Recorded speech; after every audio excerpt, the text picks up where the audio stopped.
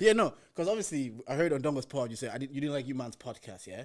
But for me, if it was me, if I don't like a podcast is not like a song where you can go. It's 3 minutes. Yeah. If I'm going to lose another 3 minutes, I can give you another chance. Yeah. But with a podcast, it's an hour and a half. So why am I going back then to listen to it again? Like, first of all, I didn't give you I didn't watch the full hour. Okay. I watched a few minutes. I was like, yeah, I don't want to watch this. Fair enough. And then this was over time. I kept seeing clips on the timeline. Okay. And I saw that you guys were diving into topics better, because at first you called yourself Straight at the back. No, not even that. It was like the podcast.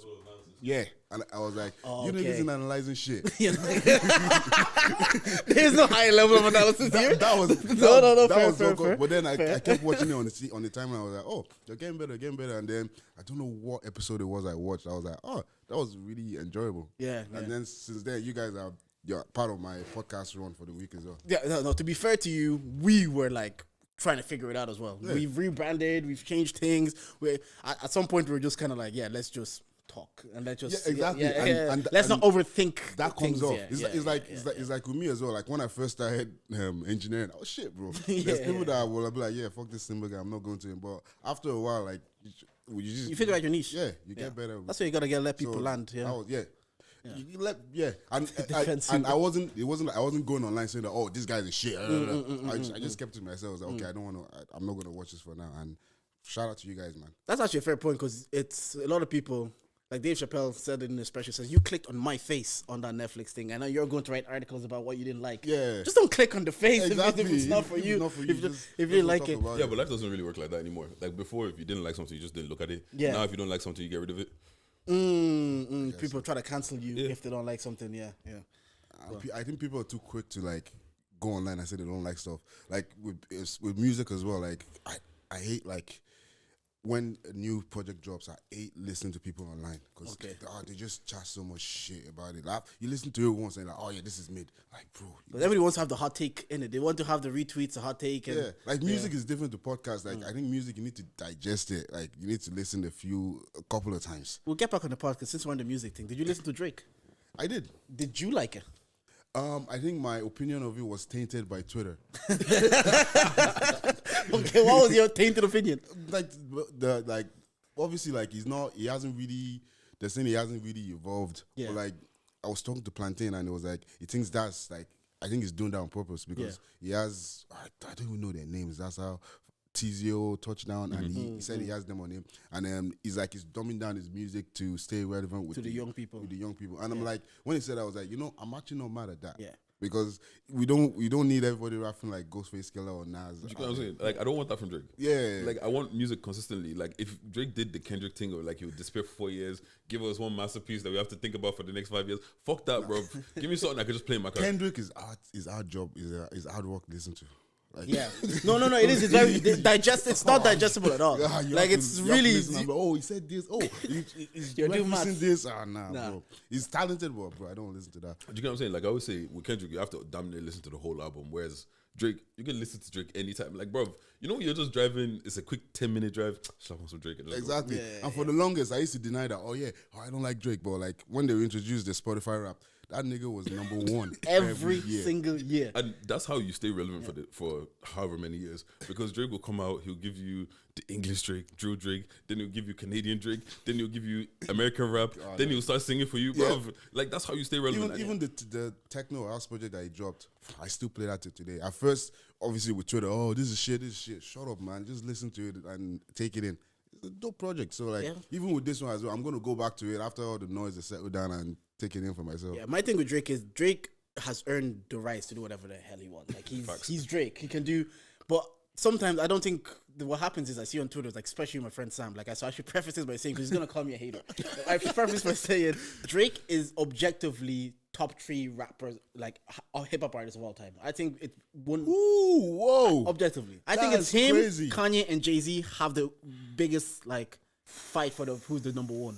I put Drake. He's not in mine. He's not mine. I've said it on the podcast. I have people above Drake. But the thing is, I think Drake is a big shout, but like when you think about 20 years of consistency, the era of dominance. Music, I'm trying to deny it. I'm like, I think he has a claim. I think 3 people have a genuine claim. The greatest, Kanye, Jay, and Drake. If anybody has them as their one, I'm like, I can hear it in any case. That's so mad. Who would you say is number one though? For me, it's Kanye. So for me too. For me, I have Kanye, J. In my personal favorite, not who I think is best. It's Kanye, J. Cole, and then Wayne and 50. I used to really love J. Cole. Yeah, I still do. He has the best verse in our project. I used to like the way he moves these days. It's not really for me, but the verse was dope as well. Yeah, but 50 will be in my 50 and Wayne, because I grew up on them. Yeah, because it's not so lyrical. Yeah, well, just I say all of that, yeah, but I don't think we need a 444 from Drake. I don't think so. I don't think we need a whole album him talking about his life. But a song or two would have been fine. No, but you know what it is. A song or two, I think would have been calm. But Drake is the like. When you talk about stereotypical rapper, Drake is that. Like Drake is like the final boss when it comes to rappers. Yeah, you know what I'm saying? So like, let him like, and they always say rapping is a young man's game. So you kind of got to stay young, and you kind of got to. And even like we're saying 1 to 444, like over like his last few albums, like he will have like 1 or 2 tracks where he's like rapping about his life. He's like telling us a few things, letting us in. So it's like people should just shut up. So you think the Joe Budden criticism wasn't fair on him then to say you're 36? Did you hear what Joe Budden basically said? You're 36. Why are you still making music and sleeping with 25-year-olds? Sleeping with them? I don't think it was fair. But I have a theory. I think they planned that shit, man. Because Joe Budden loves Drake. Facts. He loves Drake. And they already had their beef as well. Yeah, they had their beef, and Drake didn't even respond. So why is it this one is responding to? I think they were in the DMs there. Yeah, Joe, go off, and I reply as well. That's a good point. We'll get these niggas talking. That's a good point. And Yeah. you know, these are niggas that crack the internet, bro. Yeah, no, I hear it. But yeah, Drake again, he can do whatever he wants. But I just don't think sometimes it's like, I understand people saying like we need more depth from Drake. I just don't think he has to do it. Yeah, he can make music with Bad Bunny and still he can remain where he is right now, doing whatever he's done. Which is like this is what Drake does. This is the music he's been doing for a minute. So I don't know why people all of a sudden expected. Drake has always had music. He's always had pushback. When he came out, they were like, "Oh, you're rapping. You look like a nerd." Yeah, and then he went with it. He was like, "You know what? I'll keep doing it." And he became a macho gangster. They were like, "Oh, why are you doing this?" Like, this is what I'm doing now. So it's like, yeah, Drake talks about killing niggas a lot. Yeah, because he wouldn't have to do it, but he knows someone. He does it in a poetic bit way. But like, you're like, "Oh yeah, I like that." You know, look, if there's one thing I love, it's violence that sounds beautiful. Like it's the best kind of rap. Yeah, like Sench says one line. He said, "We don't do irrational get backs. Creep up clean when you least expect it." I love that. Do you know what I'm saying? That's like, intelligent. what's called Drake? Was it on Fair Trade or something? It's like you put some money in my head. Yeah, okay, we're gonna see. I don't even have to put money on your head. My niggas owe me. What? Like they're looking to do it. They're hitching. Nah, man. Shout Drake's out that Drake. guy. Shout out Drake for Proper real. intro? Yeah, let me proper intro, see who we have today. Anyways, we are here today. We are charged to the game. This is the podcast with the highest level of analysis the culture needs. Bang, bang. I'm Uncle J, but you mans call me Jordan, and I'm here with... You know, it's your girl's favorite voice, Big Deji, nigga with the Midas touch. And you got Big Simba in the house. Come on. Okay, You know what? You're the person that made me realize that you can call yourself whatever you want. Why? Because I met you as Tunde Esho and everybody called you Tunde Esho. Yeah. And then one day was Simba. And then now everywhere we go is Simba. Yeah, I had to rebrand. You know, Tunde Show was that guy that was making music, and Simba doesn't. Oh, you were making music? Yeah, man. Like, as in, like, obviously, you were rapping into... Yeah, bro. The first time I met Simba, he was performing. Where's the music now? Oh, it's not. It's gone. if you bought the CDs, you have it. How did you then pivot and find your lane to this is what it... I always wanted to do this. Okay. But I needed to like use myself as like learning. So you were rapping on the beats that you're making. Yeah. I guess we're getting high on your own supply. Yeah, yeah, exactly. And then like after a while I was like, yeah, I don't want to do this anymore. I think when rap was changing, when rap was going to like the double time, I was like, when Atlanta took over. Yeah, I was like, I don't want to do this. This is not for me. And then you found your lane that you produce now, and you've actually like overall you've been an OG of the space or the scene for a minute, because you did the pod, you were here since there was like, oh yeah, oh man, true, yeah. Young Theory pod, Records pod, Theory of pod. course, yeah. You were here, and then you're seeing her progress. So you just within the podcast itself, the game itself, how you seeing it go from where we were to where it is now? I don't know. I was on Dongo Spot. I was saying like, I just think people want to listen to it now. Yeah, there was those, and then for us podcasters, anyways, we didn't take it as serious as we do now back then. Yeah. Everybody was doing an episode whenever they felt like doing it, whenever they could, kind of thing. Just Yeah, but it was free back then. Yeah, it was free back then. Everybody just go to someone's house on a Saturday off time, and like for there's us, no like expectations. Oman was more therapy, like because when we started there was 11 of us, 11 guys. Fam. So like we'd just be coming in and talking about topics, and it's like we're just letting our feelings out. Yeah. So it was good for that. And you might have had the timeline talking though at the time. Everybody was kind of, I guess, nobody really knew what it was, but you're hearing people that you know, kind of give you a conversation piece that you can feel like you're a part of. Yeah, and we didn't have visuals; it was just audio. So like people are just listening. People were trying to guess who's on. Yeah. That's why we have to call. We're like, okay, the niggas, there's too many voices. Right? How'd you make that decision though? To be like, all right, we need to cut down to. I bet you some people just didn't show up. Yeah. That's true. The cream rise to the top. Whoever really wants to do this, will come every day. Yeah, because the first episode is calm, it's fun, everybody wants to be there. Second episode, third episode, bro, man, that's long. You start weeding it out, then you start seeing people that are showing up, but they're just showing up. You're like, all right, bro, you don't need to be here. Yeah, they're doing as if they're doing you a favor. As if it's like you're asking them to do a chore. You're like, yo, bro, you're doing this in your own free time. But Simba, we have a quiz for you. We always do when people come on the pod. Do you have a quiz? Yeah, I got some questions. Okay, 5 questions. You have 1 life. Well, 2 lifelines. 2 lifelines. What lifelines? You guys. Ask Deji, ask me. We don't know each other's. Can I phone a friend? No. Actually, yeah, you can phone a friend. No. They can't use Google. You have 10 seconds to answer. You want to go first or should I go first? Yeah, you can go first. All right. First question. You're a United fan, aren't you? Yeah. Who did Sir Alex Ferguson succeed at Manchester United? Oh, I have no idea. It's some shit guy. Ron Atkinson is the answer. Yeah. That name sounds very familiar. Yeah. Number 2, finish the lyrics. I always do one from our scene anyways. I let these niggas do the talking on talk a lot. I let them niggas do the hating. I don't hear the noise. What rapper is that? Joe Vinci.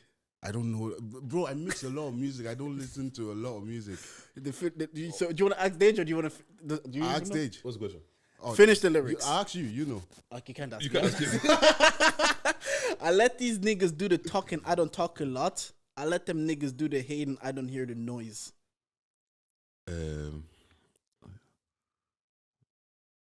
I switch gears in the A3. Nah. No, Two shit. guns in the back, so let it pop. The first thing is, what you say, I'm like, oh yeah, I actually do that. Boys love me in the streets like I'm baby baby- boy. I'm just in, but I've been to LA LA, boy. Damn it, man. What? That's 0 out of 2 so far. These questions are not even that hard. They're difficult questions. Man United, you're a United fan. Who cares about that guy? What American state is nicknamed the city that never sleeps? City that never sleeps. New York? Come on. That's I got one. Those were there, so the place was bubbling. As a producer, my missus actually came up with this one. Who produced Jay-Z's Dirt Off Your Shoulder? That's such a simple question. It's for you. Do you see that if I ask anybody else this, you'd be like, I'm doing them dirty. Come on, Timberland. Timberland is Come correct. Shout out to your missus. Jacob Passes kid, isn't it? Jacob and Esaü, I only know how to say it in French, are twins from which parents? Abram. No, Rebecca and Isaac. Oh my God. That's a shot, you know. You should know this. I put those 2 questions because Simi was the one that was like, oh, she's also Pastor's kid. I was like, oh yeah, I should have. Come on, I haven't read that book in years. That's 2. Years ago. That's 2 out of 5. 2 out of 5. Yeah. I didn't pass. All right. I'll start with something easy. What's the name of Michael Jackson's debut solo album? That's it, easy. Yes. I didn't listen to Michael like that. Bad? No. Off the wall. Oh. They're gonna kill me online. What year did 99 Problems release? Come on, you were a teenager at this time. Yeah. I wasn't listening to Jay. I didn't like Jay-Z until like when I was in my 20s. Then I went back and listened. But 99 Problems, that was around the time 50 Cent was out. 03, 04. Am I close? Is it 03 or 04? Oh, I'm not going to tell you that. Oh, do I remember? Oh, okay, Wait, you know, because you've been doing so bad. Because Jay-Z said he told everybody not to drop because 50 Cent was coming. And 50 Cent dropped in 03. What are you going to... I was going to say, your two guesses there, 50-50. Yeah. It dropped in February. 04? No, 03. Wrestling fan? No. Oh, okay. I didn't watch that shit. Right, wrestling. Wait, you're the first person I know that didn't watch wrestling. I'm lying. I love wrestling. But I'm not going to know the question. But Oh, you know the question. That's the What's question. Booker T's special move? Oh my God. Oh yes, I know. You can ask Jordan. No, wait. That's the dance move that he does. No, his finishing move, like his finisher. Oh my God. I know the dance move is the spinner Rudy. Yeah, I knew that's what would come to your head. Oh, what is dance move? It's not. You can't see. No. Because you used to look at his hand. You used to look at his hand. Oh, man. I actually don't know, you know. Finishing move. You guys will kick yourself because it's pretty easy. Yeah, I know it's pretty easy. I have no idea. Scissor kick. Scissor kick? That's a shit finishing move. That's a shit finishing move, man. How many did you get yours? What's it? How many did you I get? have one left, no? He has one left. Oh, one left. Damn. All right, we could go. Are you into movies? We know when the question comes up. I have one sports, one movies, and one football. Maybe football. All right, cool. Have you seen Sports and Beckham footballs? documentary? Yeah. All right, cool. What year did Dave Beckham leave Manchester United? 2003. Bang. Oh, How many was that? I didn't need to watch the documentary. I got what? 2. You got 2. So I You got passed. 2 for me, 2 for I passed 40%. That means you're not top of the leaderboard, though. Nah. Newbury last week got 7. If it was just music, I think I would have done well. Yeah, that's all good. these Western questions you're asking. We gave you a me. biblical one. You grew up in the church. Come on, bro. I told you I haven't read that in You years. said you grew up in the church. That was like a layup. I was like, yeah, you're definitely going to get this one. I haven't read that in years. Can I ask you a question? Yeah. Go on. Obviously the scar. Yeah. Yeah. The crash. Can we talk about that? Yeah. We can talk. What happened? Like, can you actually explain the story? Because I saw it when it happened, but I don't actually know what happened. Yeah. No, it was when I was an artist. So like, I was in studio for like 24 hours. I had like bare producers in making beats for everything, and I was dropping people back around like 3 in the morning. So like, I dropped people in town, Navan. Then we'll go to Dundalk, like my last stop, and then we're like 10 minutes out, and then my eyes just closed for like 5 seconds. Jesus. Next thing I know, the car was flipping, and then I blacked out, and then I woke up on the road. So I went through the windscreen, and my head was sliding on the road. What the? Yeah, it was crazy. Because even as I passed out, and what woke me up was I had 3 other guys in the car. One guy was in the front, and another guy was in the back. He's crazy. He was sleeping, like he was lying down, so he got fucked out the back window. But the guy at the front, he said after everything happened, he just undid the seatbelt and got out the car. And yeah, Whoa, this sounds like a movie scene. Some players at the back, and you Jesus. just like he said it was in there as everything was sleeping. He was like, The girls would say that give them the ick. Girls would say that gives them the ick. Oh my God. Like, they said he just undid his seatbelt, and then we were thrown out onto the road, and then he was calling our names. That's how we woke up. And then as soon as we woke up and moved to the side of the road, bare cars started flying down the road. Bare cars, bare trucks and everything. So this is Norway. Yeah, this was on the M1. So imagine if he didn't call us, like they were just trampled over us again. So it was like it was crazy. And fuck the government, because they sent me a bill. For what? For the ambulance coming out. And for the road, because I went from this side to the other side.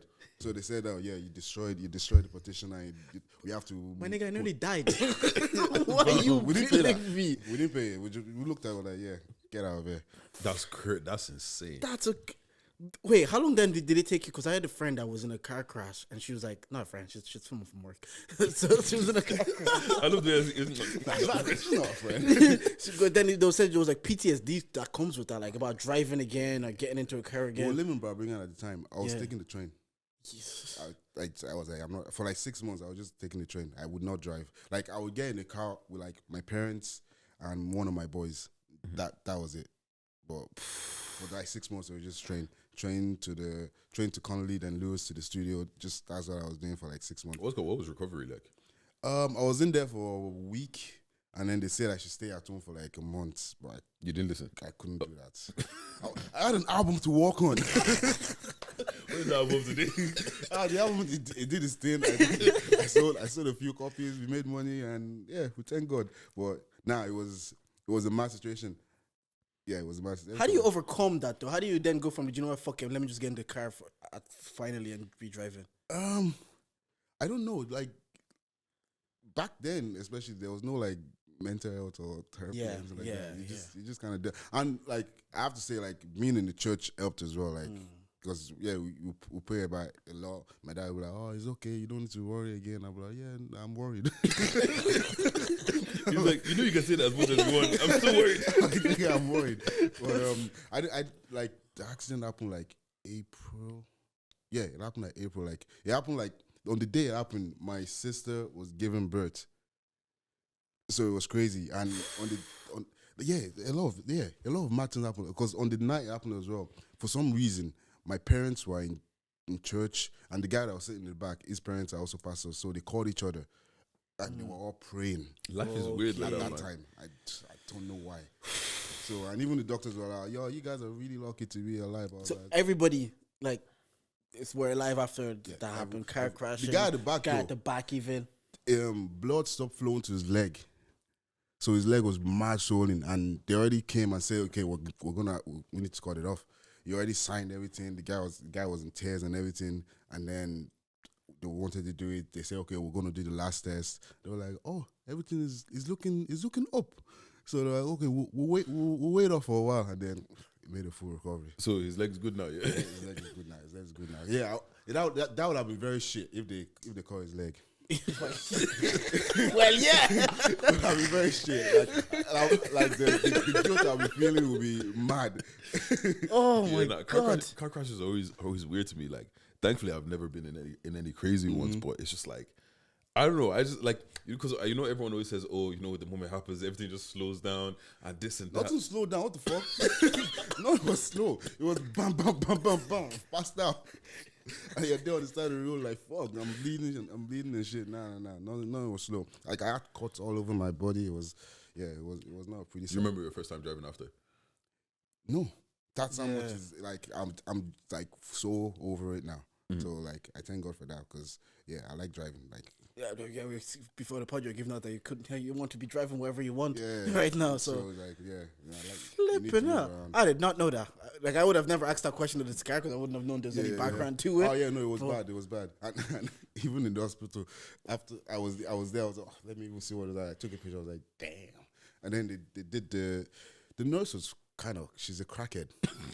Because like they were doing the stitches, like you're meant to put someone under. She didn't put me under. Like she stitched it while I was wide awake. Was it hurting, or because the adrenaline must be pumping through you? It was painful.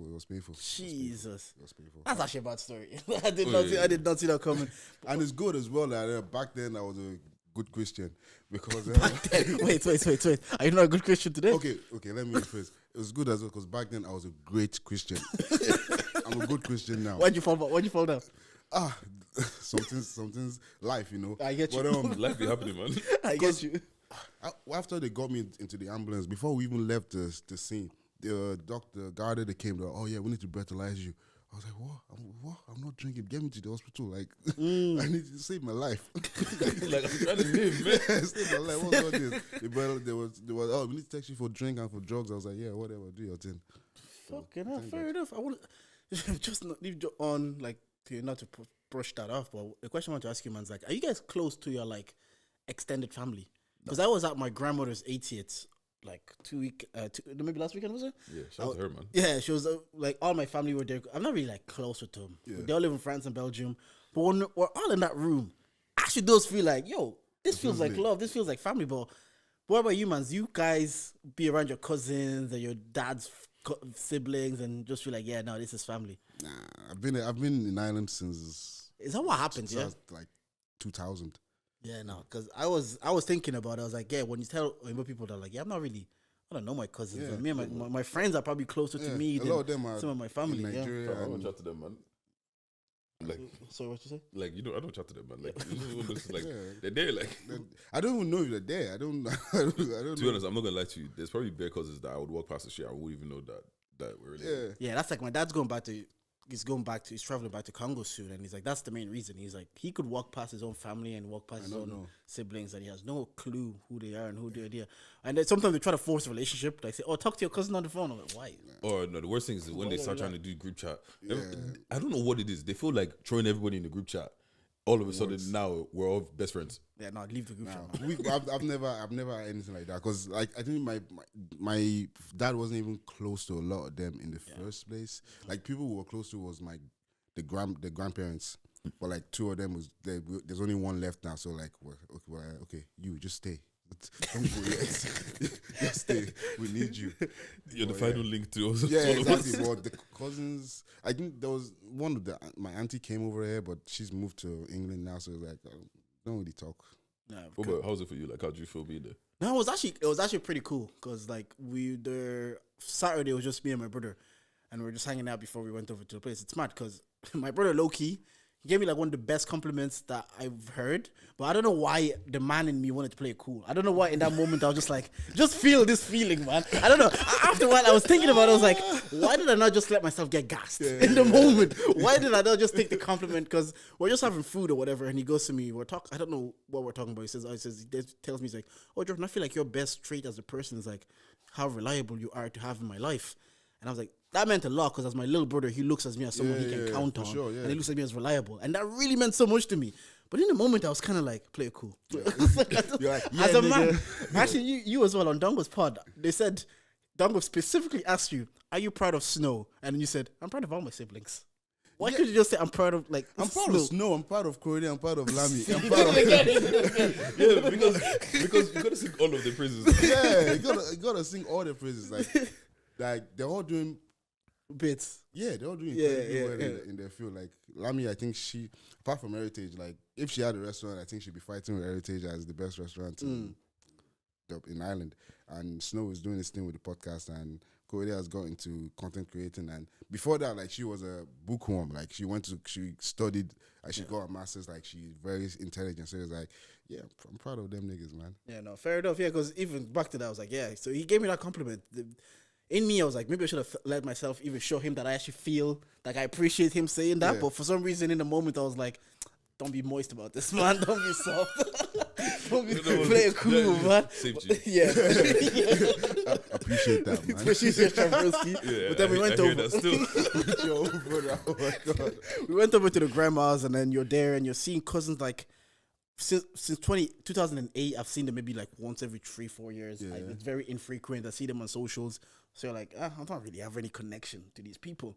But when you're in the room and it's family, there's genuine like environment of like, oh, love. That atmosphere is there. Even though in the back of my mind, I was saying like, I'm just going to go meet strangers for the weekend. But nah, it was cool. It was cool too. For me and my family, it's like when we link up with like Lamy and her husband's family, my sister and her boyfriend, like when all the boyfriends... when Snow and his fiance, when we all link up together. He's been recruited. He's guys. When we all link up together, it's beautiful because we're like, we feel that family bond, but not with external niggas, man. Yeah, no, I get that. Because even I had my 30th recently, and those people in the room, they probably feel more family to me than like my actual blood cousins. Like I said on the previous part, I'm like, I don't say, I have a small circle, because I say at this age, everybody's circle is relatively small. So whenever I have an event, it's the same faces again and again that you'll see at these events. And I'm like, this feels like my family. So going there to Brussels, I was saying it to Deji, I was like, it's a business trip, man. I'm showing up for my grandmother. I'm showing up for my grandmother. My mom will be happy that I'm there, and I'm out of there. But actually, I don't want to hear shouting for the next couple months. Like, why didn't you come? You should have come. Leave me, man. But actually being there and being around them, I was kind of like, right, it's actually does feel like family. Do you have your family in Europe, or are they all back in Niger? They're all back in Niger. So that's why it's like, and I haven't been back to Niger. Oh, okay. So it's like, but the thing is, for like let's say Lamy's kids, and like when you have kids or whatever, like that's going to be cousins. So it's about you guys making that tight. You know what I'm saying? I feel like all the parents, they messed up, and then now they want to try and fix things. They fucked up. And like I don't understand how you get to a point of beefing with your sibling, and now you're telling me I can't chat to you, can't chat to my auntie. I hate that shit so much. Like, why do you do that? Like I got close to my aunties, I got close with my uncles, and then they would do something to them, and then it was like, don't talk to them again. We're not talking to them. We're not. I'm like stop using me as a pawn in your beef. Yeah, I'm like, I kind of like that nigga. You know what I'm saying? Okay, because the thing is, so for the next 5 years, I'm gonna forget about them. But when you guys are cool now, you'll be like, say hello to auntie. Yeah, no, forget it. Like, keep it consistent, please. And do you think with like having family in Africa, I have friends that have family in Africa, there's like also an expectation to help out the extended family, whereas I don't. Like my family that I know anyways are all in France and Belgium, so nobody expects anything from me. I don't expect anything from them. When we link up, it's just all love. But I don't know if you have like family to say, can you send money? I'm your auntie from this corner. No, like I have like like the cousins, like maybe my dad's brother's son or something will find me on Facebook back in the day, but like, hey uncle, how are you? I see you're doing well. I need to do this for school. Can you send me this? I'm like, bro, I don't even know you. Like, literally. I'm like, I actually don't know you. Like, sorry.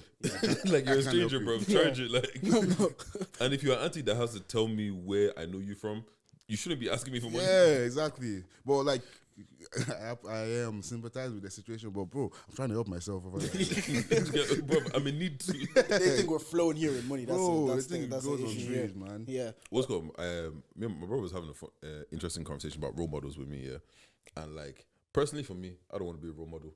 Don't hit me with that title. That's long. Do you get what I'm saying? Charles Barkley said the same thing. I hear Yeah, because I don't see a benefit from it. However, someone like you, pastor's kid, choir, you are forced to be a role model regardless. So how do you feel about that? It didn't bother me much because, as I said, when I was a great Christian, so I could live up to expectations back then. So I did everything that was expected of me and more. To be honest, like I was in the church every time. So, but it's like when you step out of it, you're like, wow, this people are actually placing you on a pedestal that you can't really mess up. You can't do. Yeah, you have an experience. Why did you like Tunde? Yeah, that would, because like they'll say that, but like I was doing stuff as well. Yeah, that's what we always be saying. Yeah. If you knew what to do, I was doing stuff that you shouldn't be doing. I just knew when. I just knew there was a time and a place for me to be able to do that, and there's time and place. Compartmentalize. I hear. I hear. That's what. But like, yeah, being a role model is even now, like people come up to me like, oh yeah, I love what you're doing in the music scene. I look up to you. I'm like, bro, that's good, but don't look up to me too much. like there's only so much I can do. Like you're gonna. Is that like we place even with our favorite musicians, we put them on a pedestal, and then when they start saying stuff, we're like, oh, you're actually very stupid. Yeah. but they didn't ask to be put in that position that you put them in. Yeah, so and like, speaking on that, and the person specifically that we all put on a pedestal, now we're kind of looking at them. It's like Will Smith. It's like everybody growing up. Yeah. That was That was Mr. Cool, Mr. Guy. Now I'm watching Jada do press tour. I'm Every sick, clip, I'm I'm like, sick of allow Jada. it, man. I'm sick of hearing Jada. Bro. I've muted her on my tier. It's like every day I'm hearing things that I don't want to hear and I don't need to know. Yeah, I don't want to know this. Like, what's going on between you guys is fucked up. Keep it between you guys. I'm saying, like, I actually don't care. They said if Tupac was alive, he would have put a restraining order on her. Like he would have said, No, but leave me alone. But Tupac was quite emotional as well. So I think maybe they will have gone well together. Makes sense, actually. Yeah, that's cool, but leave me out of it, bro.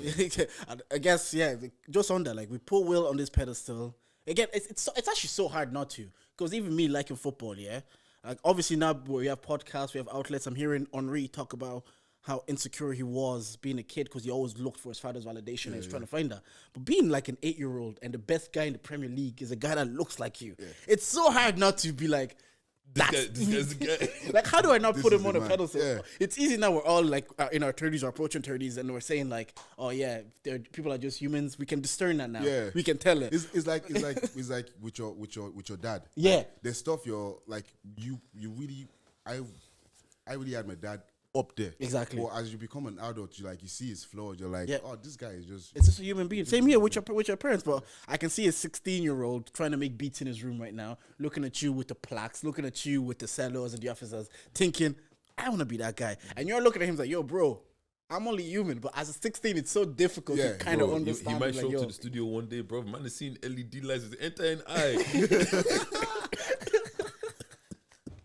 Oh my god, yeah, no. That's don't do that. Don't do that. Like, yeah, I want to inspire people, but don't put me on a pedestal. Please. No, I don't think nobody was. I don't think anyone can live up to the expectation that people have set for them.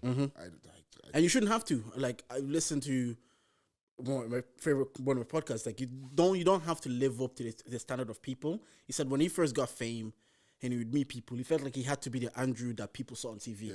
And then the fame went away and he came back again. He's like, you know what? No, I don't have to. When you meet me, I don't have to be the expectation that you have of me in front of you. But again, you have to learn that, because people might meet you with like, oh, I have an expectation of what Simba was going to be like based on what I've seen on Simba's Den, on the podcasts and whatever. But I'm a prick. 100%. I'm like, people that know me knows that I'm quite a prick. So it's like, I'll be a prick to you and you take it and then we'll laugh about it. That's all. It depends though. Some people might know. Some people they might like don't meet their heroes because that heroes might be a prick to them, and they might be like, fuck that guy forever. Yeah, well, that's just that person's personality. Yeah, it's true. Like a story you even told about the producer that could have helped you, and he didn't, and that resonated with me because if someone is gonna get to where they're meant to get to, with or without you, they will get there. Yeah. So you're better off actually not in that moment, giving them a landing hand if it helps them, because if they make it to where they're supposed to make it, they'll be like, yo, that guy, yeah, exactly. Like, you see, when you say that, you say, that story about that producer. Yeah. No one's saying his name because I would never say his fucking name. Fuck that guy. I'll never say his name. His name could have, because like it makes no sense to me. Like it honestly makes no sense. Because now that I'm in this position and people ask me for stuff, I'm like, it costs me nothing to just tell them, or even the look and learn class and teach people. But it costs you nothing to do it. Yeah, it's like the source, like. You're scared of giving away source. Like that source is within you. Like exactly. Like my source is different from your source. Yeah. We can learn the same thing, but I will apply it differently to you. Yeah, So I like, said it to Manny when Manny's on the pod. I'm like, the information that you give people, they might have the information, but doesn't mean they have the work ethic. It doesn't mean they have the know-how. Doesn't mean they know how to apply the information. They just have the information. Exactly. Now it's up to them. If they know how to apply the information, they'll be like, you know what? Who gave me this was Manny. That's the guy. Exactly. So you still continue to elevate yourself because they were able to apply that knowledge. So I like when you said it on the pod, I was like, yeah, that guy just, if someone's journey is supposed to lead them to a destination, you could either help them or they could say fuck you when they get to that destination in the end. But would you consider that guy like a role model? No. Not At to the you, time, not to you. were you Or looking even at before him? then. Yeah, I was because like at this time I was living in Tullamore and he was in Dublin. Like Dublin was the big apple for us. So it's like it was. I love Big up footballers. It was now Tullamore, like fucking rural place. So like we're looking at him like I see him like doing stuff in the churches, doing stuff in like there was a festival before Electric Picnic. And he was doing stuff there as well. So it was like Oxygen. Yeah. So like this guy is a guy. Like just give me some. And this was internet wasn't really around then. So you couldn't go online and see what people in America are doing. Like it's what you had that you had in front of you. So yeah, he was the top guy that you wanted to learn from. But I don't know why he didn't want to teach people. But the question is, are you a bad role model if you don't want to teach the next person? Because I feel like sometimes just existing is enough, and the fact that he exists is like, okay, I can do that too. So like you've looked at him, you've seen I can do that too. You finally chat to him like, yo, how did you do this? And he said, fuck you. And then you say, okay, I'm gonna figure it out myself. Yeah. But you've already shown me that it's possible. Yeah, I guess so. He's an okay role model. But you know the thing that even in your position, because like there's a certain level of influence or privilege that you have now. Do you not feel like it's also a certain responsibility being in where you are now to also pass out that information? I get what you're saying. Maybe you don't have to, but do you not feel the internal like? I do. Yeah, I definitely do because I think we get emails every day from like people in transition years saying, "Oh, I want to do work experience. I want to do this." I can't help everybody. I can't get everybody, and so like out of like 100 emails, I apply 2 people. Okay, and that's me trying to do the best that I can. So it's like I feel you need to do something. You can't just exist and come and chop and go. Like I think you need to impart some information on, especially like us, the first generation of actually like doing this outside of school stuff. I don't know the word I'm looking for is escaping me. Like we're non-traditional paths. We're the first generation trying to actually push for non-traditional paths. For us now to look at the people that would have loved to have people that were like in our position. Like when we were doing podcasts or when you were doing this, it was like I would have had to love to have someone in that position to go ask them, like, yo, how do I figure this out? So that's why I feel personally like, there's a 17-year-old that might one day be like, I want to start a podcast. We can't then be like, well, I do a podcast, so just watch what I do, and then you can get the information. There. Like I also feel like I can help you out. There's a lot of game that I've figured out with engineering and producing that. If someone asks me like it's gonna take you like 5 years to figure it out, I can just tell you now. Exactly. You save that time. Yeah. So it's like, and there's no. I guess the worry for people is losing their position.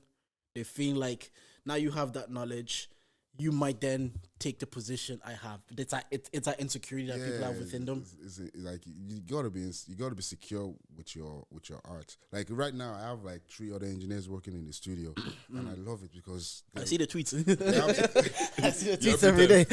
Yeah, they had sessions yesterday from 9 to like 6. Then I went in from 6 to 9 and did what I needed to do. Today they're all in there like just working away. So it's like it makes no sense. Yeah, you guys get like, and it just you can scale your business so much bigger that way. Because like for the longest, like people would say, oh yeah, you have Jungle Music Studio, it's a business. Nah, bro, it's been a job.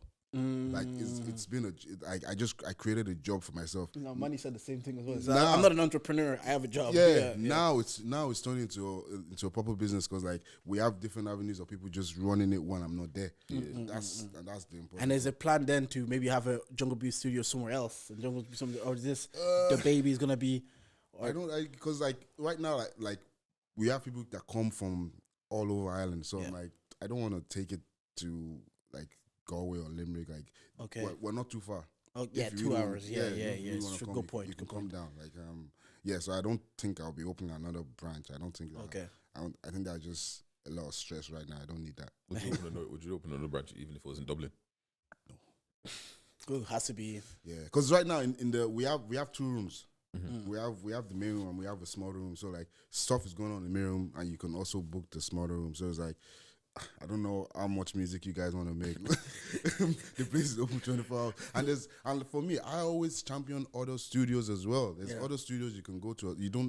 Everything doesn't have to go to Jungle Music Studio. Yeah, but I know what you're saying, but it's in the perception and people don't what people see. I don't want to work with everybody. Okay. I don't want to. Not everybody's music I enjoy. Have you started getting specific now? A bit. Because you tweeted the other day, this guy came to the studio but left the bars at home. You see, stuff like that. Stuff like that is. Oh my God, it's crazy. Nah, you've been actually enjoying Twitter lately. You just been. Because I was like, you know what? I'm just talking to myself here. Let me just talk. But then I'm realizing I'm actually not talking to myself.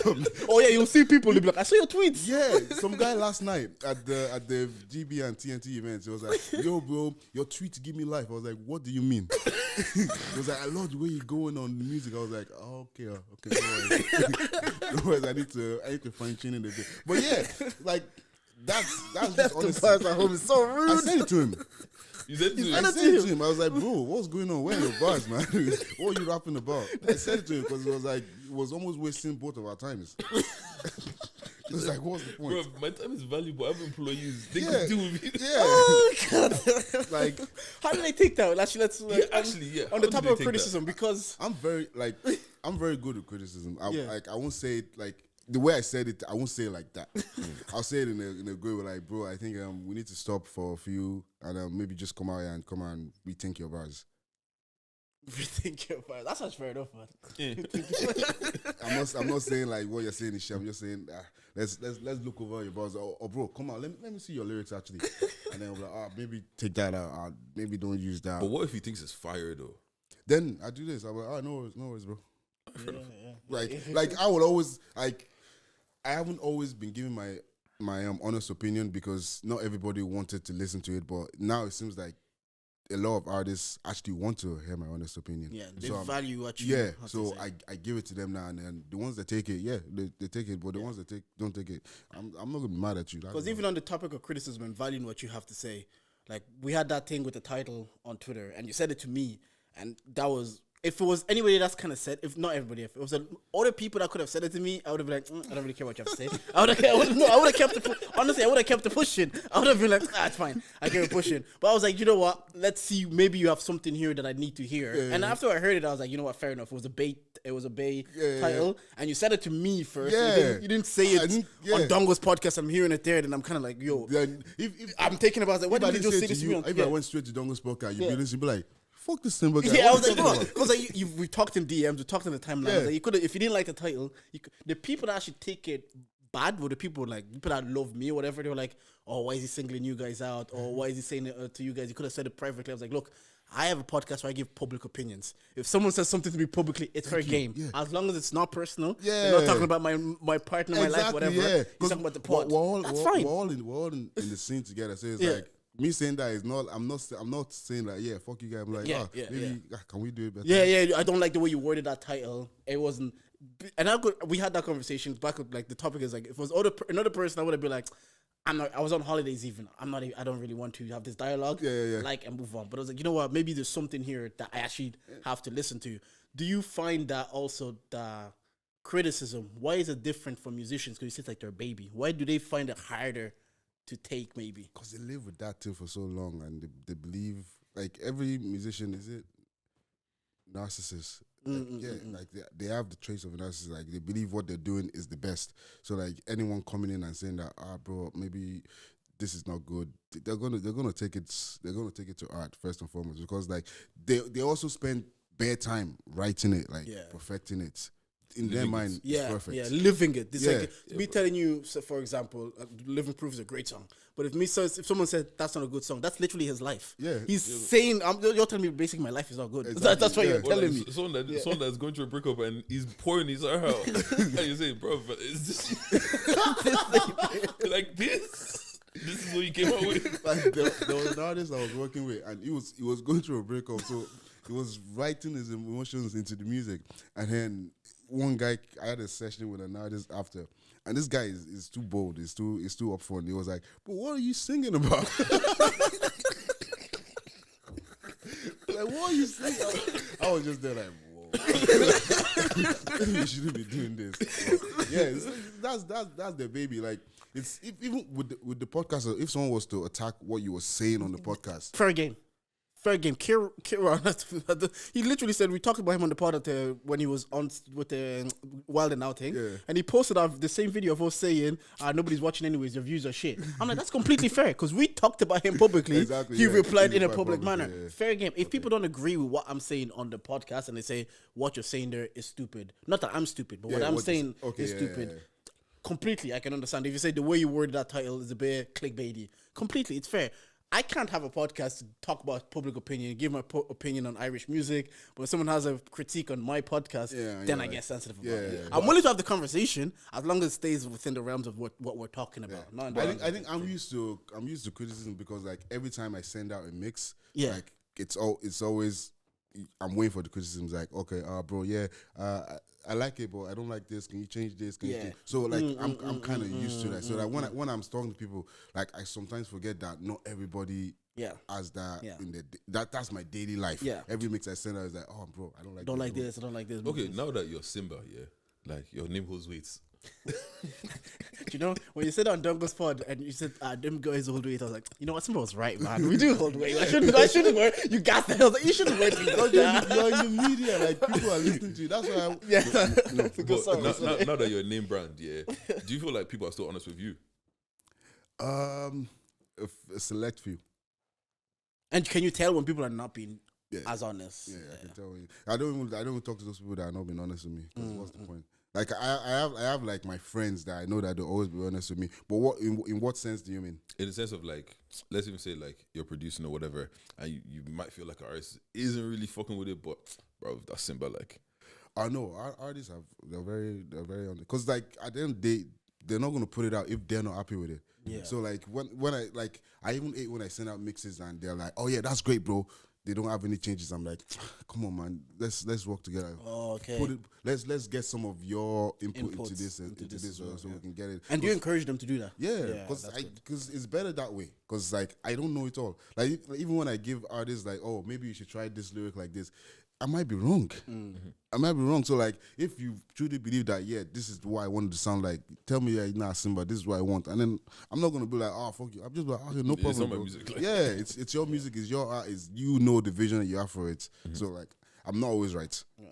Like even Jay-Z's engineer, his personal engineer, Young Guru, like he said it so many times that there's times where he would tell Jay that maybe break it up here, don't rap for so long, and Jay would say, shut the fuck up, man. And then they put the song out and the song does the madness. So it's like you're not always right. Yeah. But I guess in that case, Jay-Z is maybe because he's Jay-Z. But say if it's like a 17-year-old artist, he might not have the ability to be like, Simba, I don't believe that you're right, I'm right. Yeah, like, you might not have the confidence of the Jay-Z in that situation to be like, I think I'm right. If I'm an 18-year-old and Simba's been doing this for 10 years and he's the one telling me, I can see me second guessing myself. I'm like, nah, maybe he's right. You know what I'm Maybe saying? he's And maybe also, he's you don't right. know how long people have been watching you. Maybe he knew you when you were Today's show. I And it's like, I that's the guess guy. so. That's like I really, really try not to like impose my ideas on people. Yeah. I read like that's one thing because you're very right. So a kid might come in and he will just be listening to everything I'm saying. Like, oh yeah, no, I'm not always right. Please.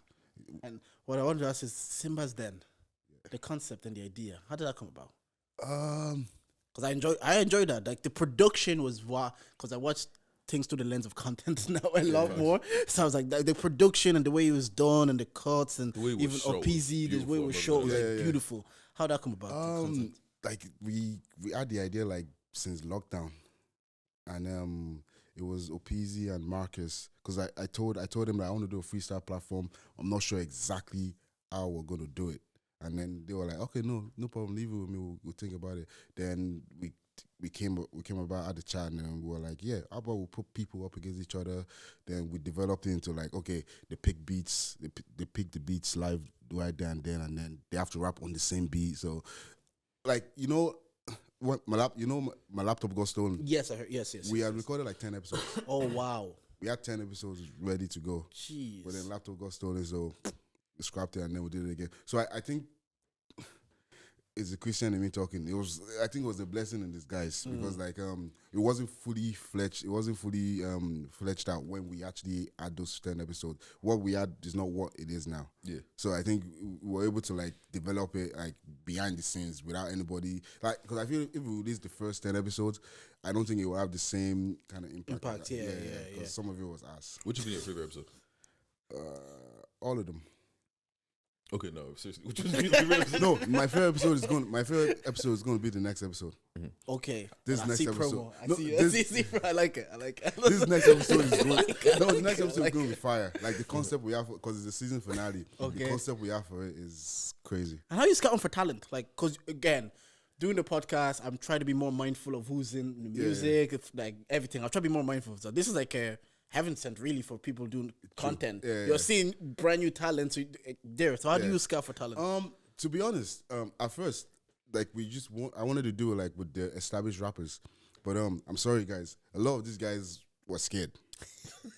A lot of these guys told me, "Oh, Simba, what if I get smoked?" Yeah, but you know So? what? It's fair. I hear it. I don't care. No, I hear it. Do you get what I'm saying? As a rapper, No, as a rapper, back yourself. Yeah. But I also understand, you know what? Be self-aware to know that you might get smoked. yeah, well, yeah, be self-aware, but like still bring your A game. Yeah. But we'll get most of them are coming on the next season. They've gone over that. They've seen that it's fun. It's not. There's no. It's not that thing. deep, like. Yeah, it's fun. But we're finding them because we get them to send us their stuff, and because I work in the music, I know a lot of them as well. Okay. So like, yeah, I know a lot of them. Reggie knows a lot of them because he's doing I forgot Music the name. videos? Yeah, he's doing music videos, but he also has a freestyle platform. Damn. I think another one's coming. It's called Chris Cab's Academy. I think he's doing another type of, maybe not freestyle, but another academy. I know Shaq was here and he was telling me. Yeah, even Sly Motif and the Yeah. lineup. The lineup as well. Yeah. So there's a few of them. Yeah. I need to find this. Jesus Christ. Now, you know what's going on? My favorite episode so far has probably been the one with the girls. Any incident was cold. Yeah. Bro, because the thing is, I've heard any rap before, and it wasn't my favorite music. So I wasn't expecting she came out. I was like, when did any get good like this? Yeah. Any is so cold. Yeah, KTB, Killing the Beat. That's another one. So like through that as well, I was able to find people. But yeah, any incident was cold. I really like Shaq and Kings. Yeah, that's my favorite. And Gats and Cuban. I actually haven't watched that one yet. Yeah, I saw Gats was on Dongles. Yeah, I really like I have to go back to that because they were quite different as well. And like that's what I'm trying to do. I'm trying not to get he's a drill rapper, let's put them together. I'm trying to I'm almost trying to get them out of their comfort zone and challenge them. Like with Kid Kuba and Ben Bills. Yeah. Kid Kuba does not rap on drill. Okay. It does not rap on drill. Who comes up with the beats that you ever? Yeah, we have producers that send beats. Oh, that's actually a good way for producers to get their beats. Like I was saying to Deji, like there's a little synergy thing that's starting to happen. Yeah. Like, and now you have producers that might be like, actually, that's a platform they can even get their beat on, and that's a rapper's platform they can get the beats on. And those podcasters, we can look at talent that we can get them on. Yeah, exactly. So everything is coming together nicely. Like I always say, people, Simba's Den, it's good. Yeah, we're doing it. Yeah, the name is Simba's Den. The name is getting out there, but at the end of the day, it's really for the rappers. Yeah. Like honestly, it's really for the rappers because they're getting a platform. And Gats was saying that he was going through mad stuff, and I ate him up randomly to come on it. And since then, he's been putting out more music. So it's like, yeah, it's really for you rappers. But this next episode is fire because the way we're gonna do it. Okay, wait, what day? Thursday is it? Yeah, but it's not going to be out for like another month. Oh, it's not gonna be out for us. So you're still working on it. Yeah, but keep an eye out on that. And another topic that we were talking about on the timeline, you and I was talking about the biggest artist, rapper, whatever. And we kind of obviously this was on the back of, not the back of, Office is about to drop his first project kind of thing. To me, anyways, I'm like, yeah, he might be the biggest, but I just want to hear the project, a full body of work first. Because even with the Black and Irish Awards coming out now, I'm like, the winner for Artist of the Year, I want them to have at least, unless you have an undeniable single, at least a project. What I was about to do the nominations the other day, but I stopped. I was like, I'm not sure. Yeah. I'm not sure who I'm going to nominate. For artists, I think artists. for me, J.Lo and Gliders. I'm putting those two because I think Shades of Yellow was I thought that was a good body of work. And yeah, Shades of Yellow and then the Gliders, obviously they had their full circle and they went commercial. And so they did a lot of festivals as well. I think you also have to take in the type of shows people are doing. Exactly. Not just a body of work. It has to be all encompassing. Yeah, like I want if you had a year that if maybe like Central saying you dropped a Sprinter and you ran away with a single, I could hear it. I was like, Central saying Doja. Yeah, I could hear it, but in Ireland, I don't think we had that. We didn't have like a single that just ran away with it. So Gliders did great shows, Longitude, all of that. They did EP, they did top 2 album. I think I would give it to them, but for this year. Well, it's techie. Gliders, are they artists or a group? Yeah, but it's are you nominated Travis or are you nominated Els? No. I never nominated Travis and Els. Like have Migos ever won best rap? They always win best rap group, no? But see, look, okay, I get what you're saying. But has Krypton Conan won Artist of the Year anyway? No. Or they been in the category? Is Outkast not a group? Yeah, but remember they were at the stage once and they didn't really fuck with Atlanta rap and they won an award as Outkast. I guess so. So you can win, yeah, you can. Yeah, you can win. Travis and Els, if not Gliders, Travis and Els. People should nominate that. People should nominate. So I think that's. But in terms of biggest, I don't know what that really entails. You know, if that makes sense. I don't know what you have to consider. I think it's because we're all so far at the beginning. Everyone is so close that there's no one that has really ran away with it. So it's kind of like you can't. I think the closest person that, because he hasn't dropped a project, that's why it's not in there. It's Officer. Yeah. Like, you look at the streams, look at what he has done overseas as well. Yeah, he's in Sydney now. He's in Sydney, bro. I was looking at the story. I was like, all right. When they were telling me, I was like, what? That's fair enough. Honestly, I do think it's him as well, but I just want to be fair to the people that have actually given me a body of work. He needs the body of work. And I've toured around, like, Gladys, Travis and Els did a tour and they're performing in London. Even J.Lo, he had performances in London, performances outside the country. Bare performances. And for some reason, I feel like, I don't know why, if it's marketing, I feel like we don't talk to him. I don't talk about him as much as much. I don't know why it is. And he's a really good artist. Like, it's not like his music is mid. It's also because, like, you know, he came out around the time of Jafaris. Like, he's not part of this set. Yeah. He's part of the set before that. Before him, okay. So, like, people in Ireland, they have short memory. Yeah. They have recency bias as well. Yeah, but I feel like he's one of the few people that reminds me he's a rapper every day. Yeah. Like, if I look on his story every day, he's reminding me like, yo, I rap. He was in FIFA. That's again, and he's been on Vodafone ads, and he's doing Virgin Media. Yeah, Virgin Media. Yeah. He's doing certain things now. It's like, if I seen other artists do this, we'll gas it more. Yeah. And I don't know if that's on him that he doesn't market it as much. Because I'm like, if we saw other artists on FIFA performing in London, Virgin Media ads, and Shades of Yellow is a cold album, and I'm like, I don't know, some artists would have gassed this more. Yeah. Like, I don't know. He would be clear if people cared more. But no, I definitely have him in. I have Shades of Yellow, but we also had like Smiles dropped the project and Joe Vinci dropped the project. Yeah. I would probably have them in like the breakthrough artist of the year. Like you're saying, there's a new set of artists. I would maybe put them if there was a category as a breakthrough artist of the year. Wait, who would like Femi as well? Who would be breakthrough artist of the year? Who would be breakthrough artist of the year? Because that's kind of tough, you know. Joe had a hot summer. I remember that summer that he won his project with Joe Vinci. Yeah, and he the way he dropped the project, Yeah. was very Very good. Like that Yeah, I'll but probably like- have him in the break. But I feel like he's been I haven't he's been heard there. from Joe. Yeah, like like since then. Yeah, he did tell me. He did say like, look, you guys will find out soon why I've been quiet. So I don't know. Like, I guess we'll find yeah, out. but soon. like because at the end of the day, we're talking about just a calendar year. Do you get what I'm saying? Like, Yeah. I'm not saying that he's forgotten from about. December to now. I think it was like from October, according to the way the categories are done, is from October last year to September 2023. Do you get what I'm saying? Any And it's all like, of that.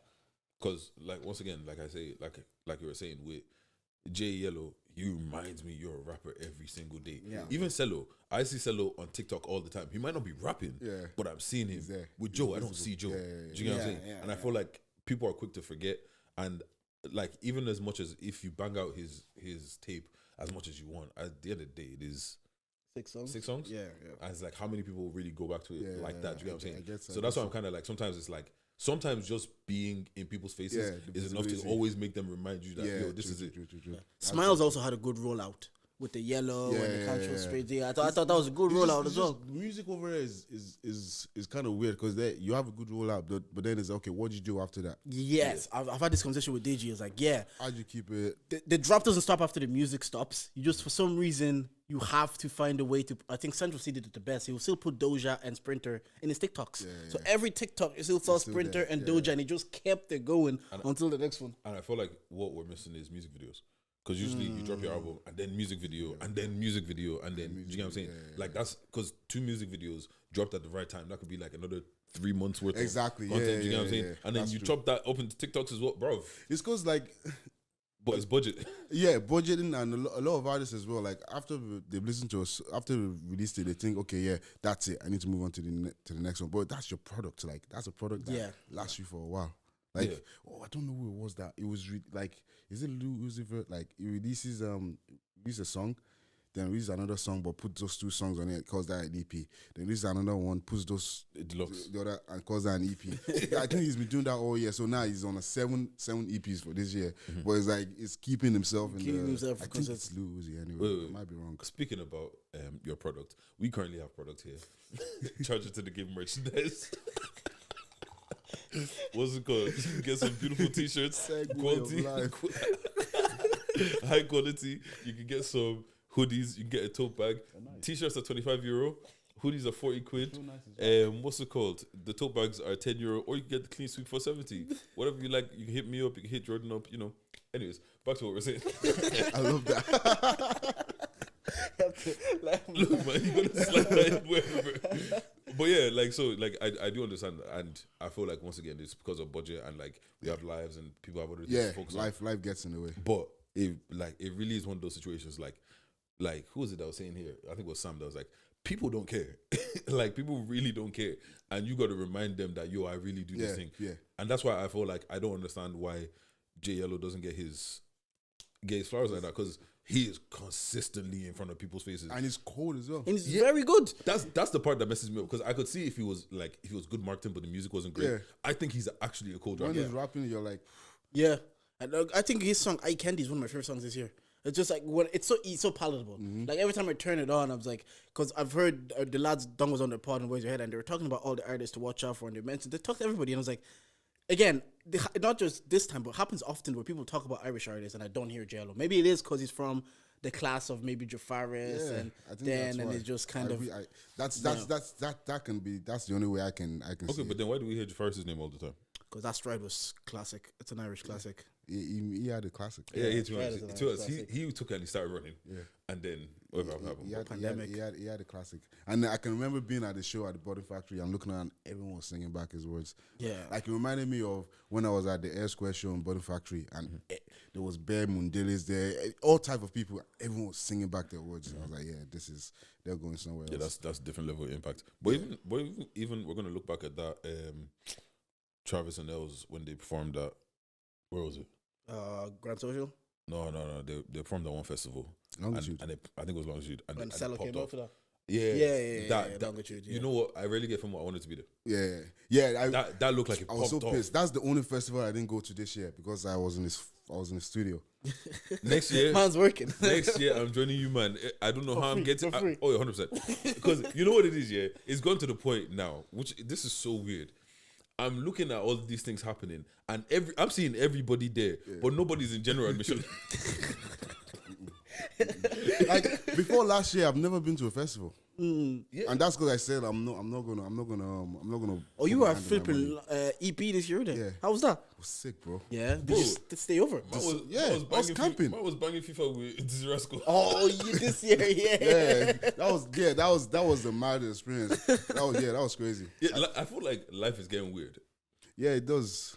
Up and down. Like the highs and the lows are mad. Like you be playing FIFA with Dizzy Rascal one day, then you're in the studio with someone that you don't want to be in the studio with. Someone that left their buzz at home. Isn't that good? That's what grounds you. Yeah. Because I understand like how easy it is to get gassed in Ireland. Like I see it myself. Even when you saying, them man hold weights and Fortune saying, you guys are staples. Like if I was 22, I could be like, yo, I am. I'm that nigga. At the end of the day, I'm at home with my missus saying, what are we doing to shopping? Exactly. so it doesn't matter how much weight I think I own. It doesn't matter that they're saying, you're part of the staple. Yeah. At the end of the day, I'm just like, we don't have bagels, I can't eat egg. I was like, fuck's sake.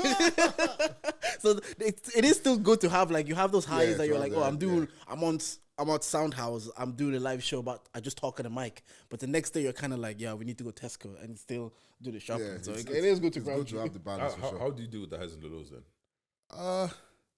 Do I deal with them? I just take them as they come. Cause I guess because I know that I believe that whenever I'm at the low, the highs is always gonna come back. And maybe that's not healthy because it's like you're chasing. No, I think so. Yeah.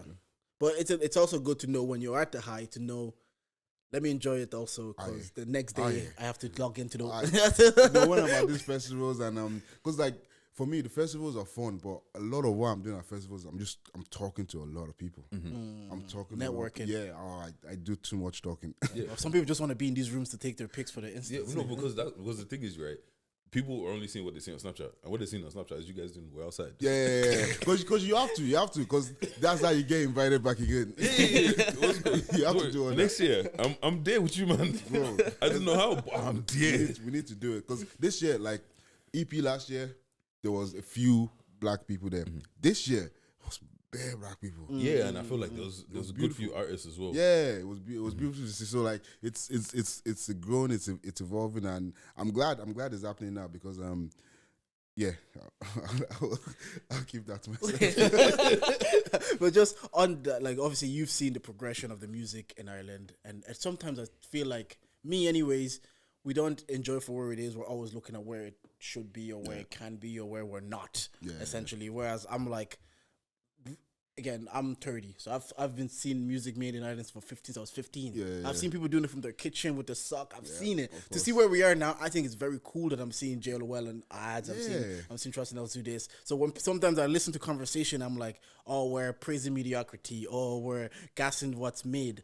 I hear it to an extent, but at the same time, I'm like, if you saw what we were 10 years ago, you would see where we are now. It might need to take another 5-10 years to elevate that next level. But what's your kind of take on this? I believe I like on the public space, on podcasts and stuff, I really like to focus on the positives. I focus on the good things that are happening in the scene. Like behind closed doors, when we have a conversation, I'm talking to, okay, how can we improve this? How can we get this better? Yeah, but in the public space, people are doing mad stuff. Like we had 2 rappers in the charts. Yeah, that's crazy. Like focus on that for now. Yeah. Not look at like, we gas mediocrity. Like we are doing cool things, and that will lift everybody. And even gassing mediocrity, I fully agree with that. We do. There are some people that should not be getting gassed. Like, shut the fuck up. Your music is not what you think it is yet. Like you can get there if you put in the hours and stuff. But yeah, we can't be gassing mediocrity too much. Well, you're going on about focusing on the positive. Yeah, focus on the positive. I should say that. That's happened. He thought about what he wanted to say. You know when you think about what's coming next before you say it, and then you're like, that's not something to say. I engaged my brain. I was like, nah, I don't need to that. Shit, we wanted to talk to you about your fitness transformation. Yes. We saw that actually. Shout out to you because there was a tweet that you had that you're going to maybe not transform, but physically, mentally, emotionally, you're going to be in a better space. Where did that start? What were you at when they said I'm going to do this? I was just fat. Fair enough. I just saw myself. Fair I enough. looked at myself in the mirror. I was like, I don't like this. Yeah. Like this is not good. And it happened over time. Like obviously running the business is stressful. So like and being in the studio as well. Sometimes like you're not taking care of myself for years. I just go in, eat whatever is there. Being there till like 12:1 and do it again the next day, just keep doing it. So I was okay, I need to take a step back and actually take care of myself because I was looking at other engineers in America and stuff, and they are like 50 years old now, and they're like, oh, I wish I did this when I was younger. I wish I did this. I'll be in a much better space now. So I was like, okay, these people are giving advice freely. Okay, let me actually latch onto that as well. And with my girl as well, and with Yemi, because I followed Yemi, I saw his transformation, and with Aqua as well, I saw, because me and we're pretty close, and I saw his body changed, his mind changed. Yeah. So I was like, okay, so. I can't change my mental unless I change my physical. So that's why I was like, okay, let me actually go out on this, because this is my first time going to the gym. Like I've always been going to the gym since I was in school, but I'll go stop.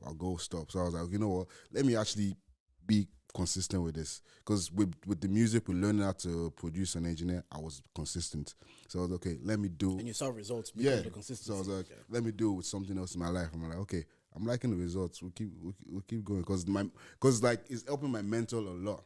I wake up. I have a set routine in the mornings now. Yeah. And before I didn't have that. I would just be like, okay, I'm in the studio at 9. Okay, I get up at 8. We'll go. All right, Yeah. what's called? How did you make your routine? Because I always find that interesting, how people actually create the routine that they need to make. I just make sure I wake up. We wake up at 6. Now we're waking up at 5 because we've seen that we don't have enough time. So wake up at 5, go to the gym for like 2 hours. Then once I do that, my day is set. Yeah. It feels so good, doesn't it? Yeah. Or like gym, shower, coffee, and then you start to go. I feel alive. Yeah. I feel alive. Do that, then I open the laptop, look at the emails, see what I have to do for the day, and then go about the day. Yeah. But what I'm trying to learn now, not learn, but with the job with studio, my time, sometimes people extend sessions. Am I meant to finish at 9? They be like, oh, bro, can we stay till 11? So then that cuts into my sleep and recovery time. But it's like it is what it is. Part of the job. Yeah, it's part of the job. I can't change that one too much. But like the getting up at a certain time, I think that's very key. Because loads of time I'll be reading, even when I read 50 Cent's book. 50th Law? No, not that one. Oh, the one that he just dropped there. Yeah, with the audio book as well. He said it doesn't matter what he's doing the night before. 5 o'clock is waking up and going to the gym.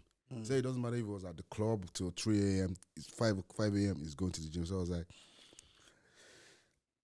to be honest, he might not do that every time because you're at the club till 3 a.m. and you go to 5 a.m. Are you fucking? Because you hear stories about Kobe doing it as well. That you go out with the team and the team say, "All right, Kobe, we're going back." He says, no, he's going up and he's going now to go shoot some. Obviously, he's probably not doing that every time. Yeah, but the fact that that's a concept in the first place is that okay.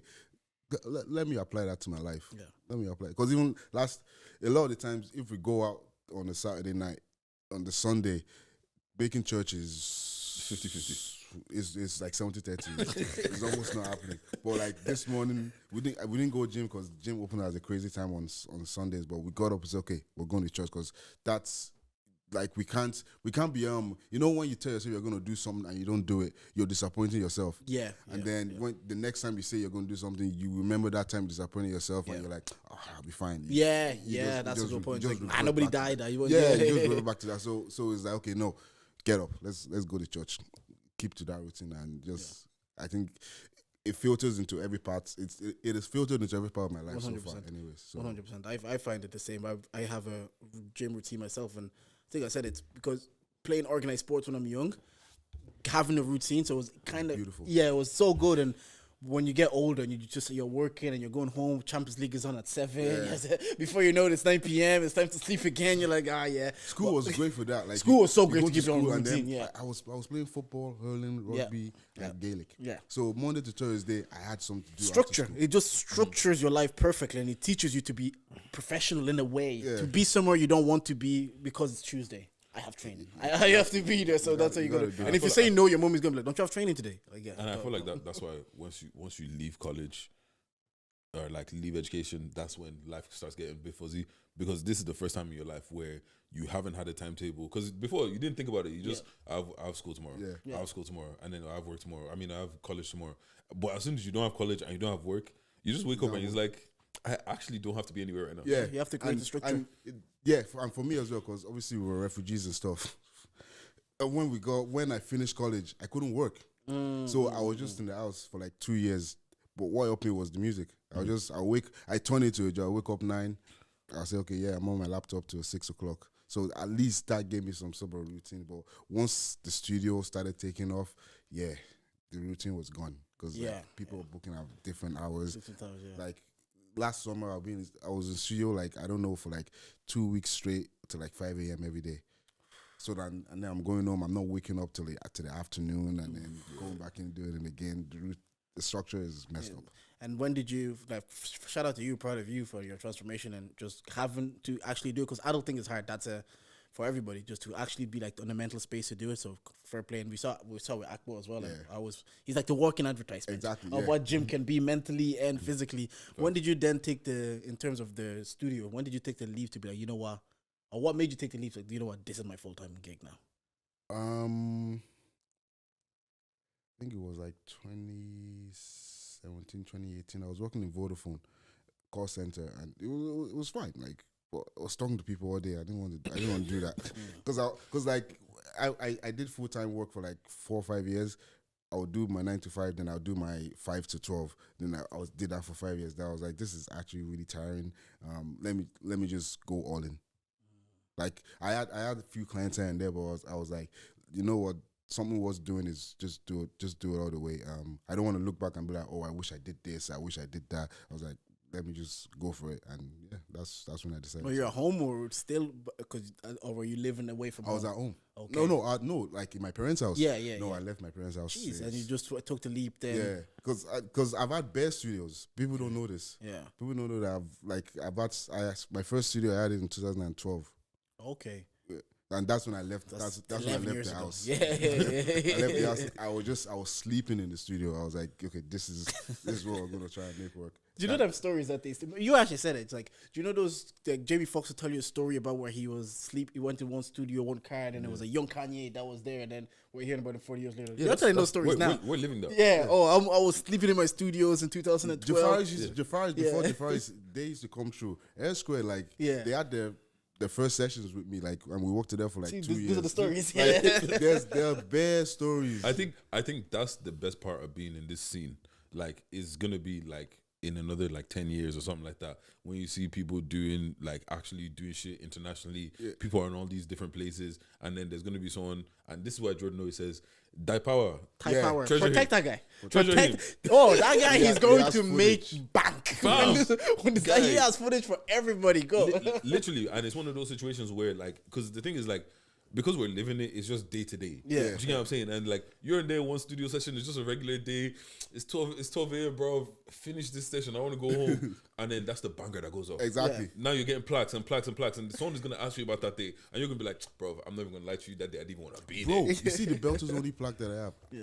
I forgot we did that song. We did that song like before COVID. They just, like, I was in my last session of the day, and then Robbie's texting me like, "Oh, Simba, I'm looking for a studio. Can we come through?"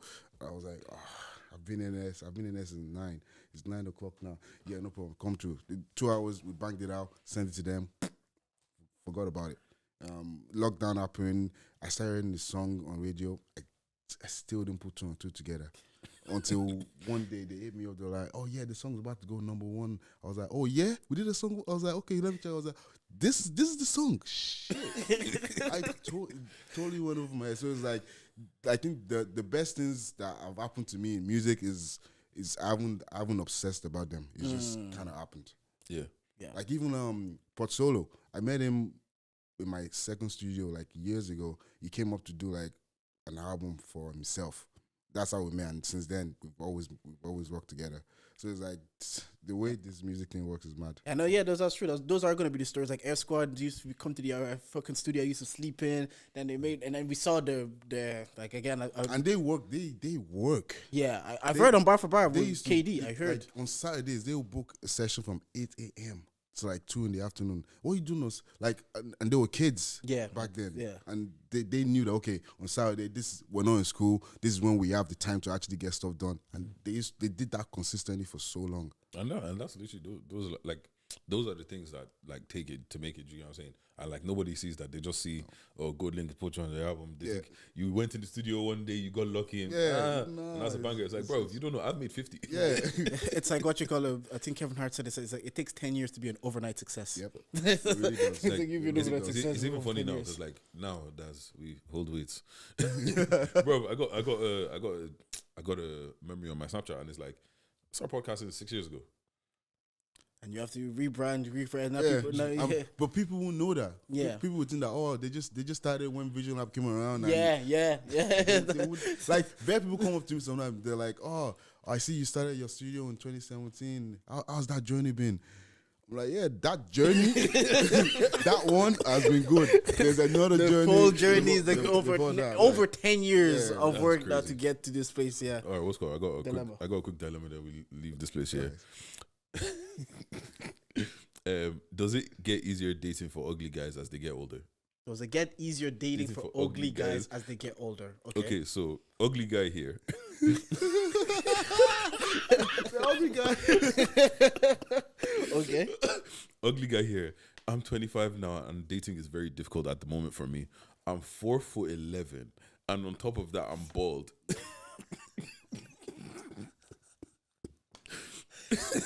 Yeah, I know I got dealt a shit hand. I'm trying to make the best of it as time goes on, but it's a bit discouraging. I was discussing with my family, especially my mom. She said that I should instead focus on my career and wealth, and women will come eventually. Yeah. So I just wanted some input. Should I stop trying and solely focus on work/self-improvement? Please help. Thanks in advance. Yeah, bro. Yeah, I think you need to focus on your money. Yeah. And I always believe that like when you're doing what you're meant to be doing, like everything else aligns. Everything falls in place. Like those things actually, not that they don't matter, because it does help. Yeah. However, like there's some man that on paper they shouldn't be getting girls, but those guys are the worst guys I know. Yeah, but the 4 foot 11 thing is not helping him because women are treasured. Women are bad. Women are not good people. Yeah, right now they don't like short kings.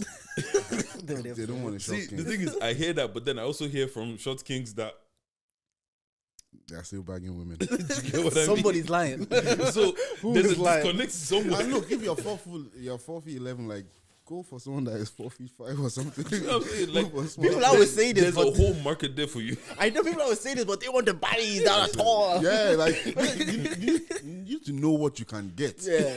You need to know what Play you're a role. capable of. Play a role. Play a role. Well, you're attracted to who you're attracted to, you know?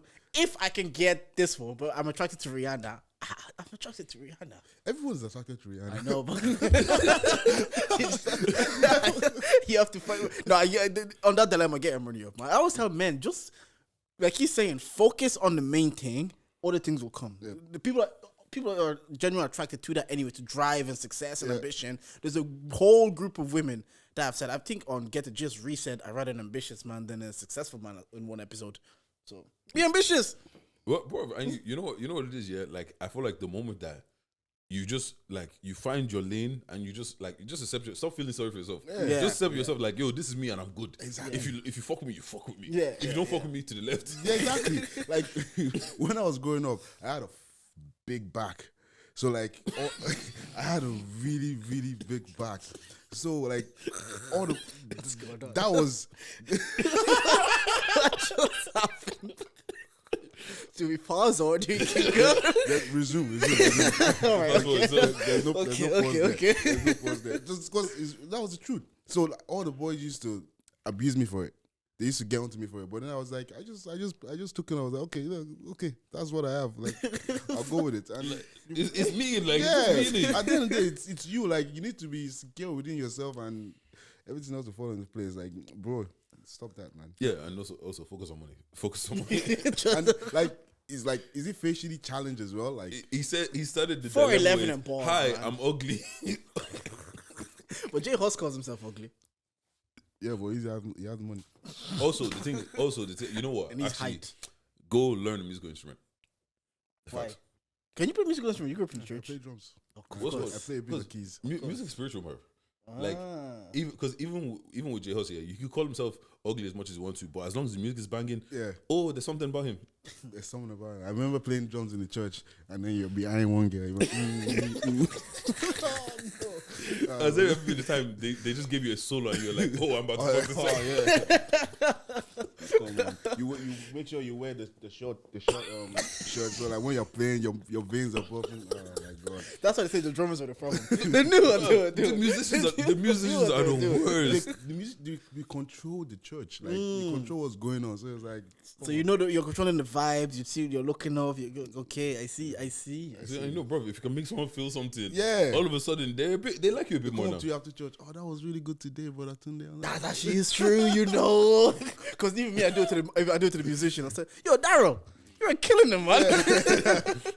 So whenever you're here, the choir is lit. Yeah. And he's feeling Does himself. it feel as weird well. when people call you brother Tunde? No, back then people don't call me brother Tunde now. People hardly call me Tunde. Yeah, Simba now. Yeah, even my mom, she calls me Simba. How'd you get that done? Like, you get your mom to call you by your dad. Bro, I'm Simba. I'm Simba, man. Get it, But get- and nobody in this house calls me get it Tunde right. anymore. My dad still calls me. You know, he's a nigga. Like, You know what? He's not going to I come. know you're not changing. he's not gonna change it. But yeah, I haven't. When people call me today, I'm still like, yeah. Okay. You must really know me. It's like, you actually know me? Yeah, Yeah, like, no, for ages I didn't. yeah. But Simba, like that. Maybe that's just Congolese people. Simba could be a name in Congo for sure. It is a name. Yeah, Like when I meet South African people, like or Zimbabwean people, they're like, oh, I really like your name. Are you from Zimbabwe? Like, no. Yeah. No, definitely is a I'm name. like, I'm yeah. Yoruba. I'm from Nigeria. They're like, then how did you? I was like, I gave myself the name. Yeah, bro. Man, Why did you give yourself that name? One, there's two reasons. One, I love The Lion King. Yeah. I don't know how many times I've seen it. And Top then, 10 movie. Yeah. And then when I was in college, I started growing a beard, and I also had an eye top. Oh, So okay. then one guy saw me. He was like, Simba. Rah! I was like, oh, I don't mind. Yeah, I fucking like it. It's just a line. And lastly, before we wrap up, how did you come up with your tag? Simba, I'm surprised to see I was literally just about to ask that, you know. That's a line from the movie. It's a line from the movie, and I got Celavide Mai to say it. And Oh, she's the one that says it. See, these are the stories. See, that's how we synergy somehow coming together. she did it in my old studio, and yeah, because I was looking for a tag for the longest. Like I had a tag with Simba, and then there was a roaring lion. I was like, this is dead. Corny. Yeah, I was like, this is. And I'm surprised he's from the movie, and you just got her to say, Yeah. that's cold. That's cool. I didn't know. And I think I don't know who said it. Was it Cove? No, it wasn't Cove. It was Cove's mom that was saying it to Simba, and then she was like, Simba, I'm surprised to see you. Because I think it was supposed to die or some shit like that. So yeah. And what did you pick Celavide Mai to say? There was something about her or something there? Or Was she just there? Or she just like, yeah, you do it. Oh, I can't remember. I think I just liked her voice because like when she's recording, like sometimes she just be talking shit on the mic. Yeah. And I'm like, oh, that's Yeah, she's a talker. I was like, that's sweet. So yeah, I just got to do it. Right, Simba, that's everything. that's we what have I another booking as you do yourself many times. Look, you're always welcome if you just want to pull up and chat to the boys anytime. So if you have anything to promo.